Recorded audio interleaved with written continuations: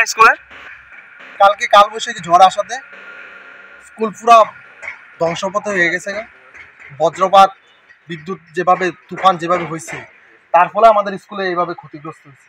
ঠিক আছে, আমাদের স্কুলের মধ্যে প্রচুর জিনিস আছে, যেমন বই, খাতা, এরপরে স্কুলের নতুন ড্রেস, ব্যাগ, সব কিছু জলে ভিজে গেছে। এছাড়া যদি এই স্কুলের মতো যদি মানে স্কুল চলাকালীন সময় যদি এইভাবে যদি বজ্রপাত বা তুফান যদি হইতো, তাহলে আমাদের স্কুলের স্টুডেন্ট অনেকটা ক্ষতিগ্রস্ত হইতো। আমাদের স্কুলে প্রায় ৭৬ জনের মতন ছাত্রছাত্রী এখন উপস্থিত আছে। স্কুলের নাম?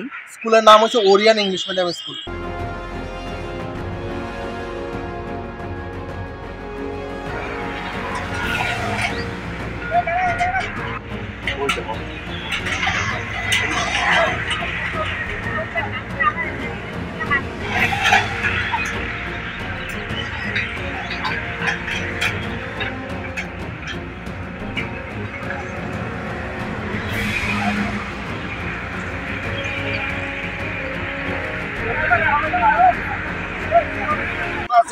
হোটেল আমার, আমি সুনীলচন্দ্র দাস।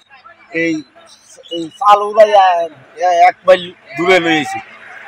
জমিতে ফালাইছে? জমিতে ফালাইছে। কার জমি এটা? জমি এটা সন্তুলিতা ইয়াতে না, আপনার হোটেলের চাল? কালকে রাতে তুফান আইছে, তুফান আইয়া বড় কাল গাছ একটা আমার ঘর লাগে, আমার ঘরের উপরে সব লোক আমি দেখা পাচ্ছি, বিরাট বড় সব একবার ভাঙিয়েছিল শেষ আমার ঘরে। তখন কি ঘরে আসলেন আমরা? আমরা ঘরে আসলাম, পরে আমরা দৌড় দিয়ে গেছি। এই জায়গাটার নাম কি? নরজলা। আপনার নাম কি? মুস্তফা আহমদ।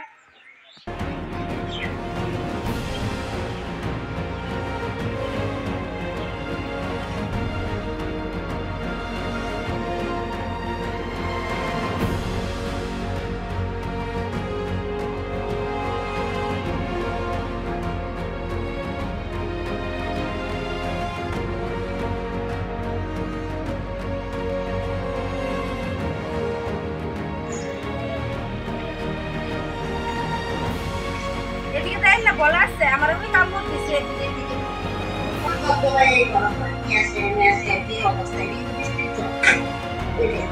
একের বোর্ড দিয়ে যে পুরা এই যে আমরা সালদি রাখিয়ে দেয় দেখেন না গাছ কিভাবে ভাঙছে। এই যে বাচ্চারা তো বাইরে গড়ে যা, লেফটিনের যা, ওই তো খিচুড়ি খাইলে হাতটা ধরবে, ট্যাঙ্কিতেই যাইবো।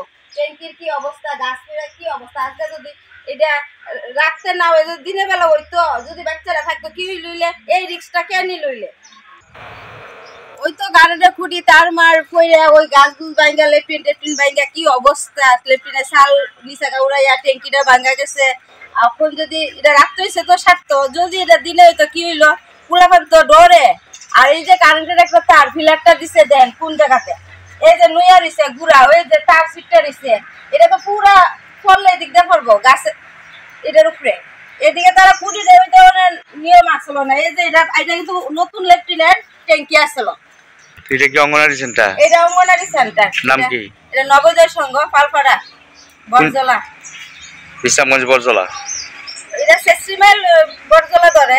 আপনি কি অঙ্গনারী? আমি হেল্পার, অঙ্গনারী হেল্পার।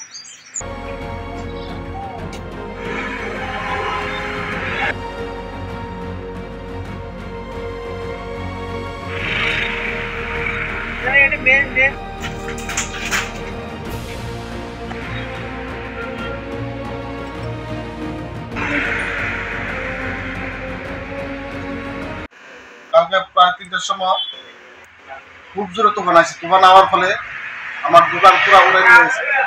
তার দোকানের মধ্যে প্রচুর জল আটকে গেছে। আটকে যাওয়ার ফলে প্রচুর মাল নষ্ট হয়েছে, প্রায় লাখ টাকা ক্ষতি হয়েছে। তাই আমি একটা ক্ষতিপূরণ চাই।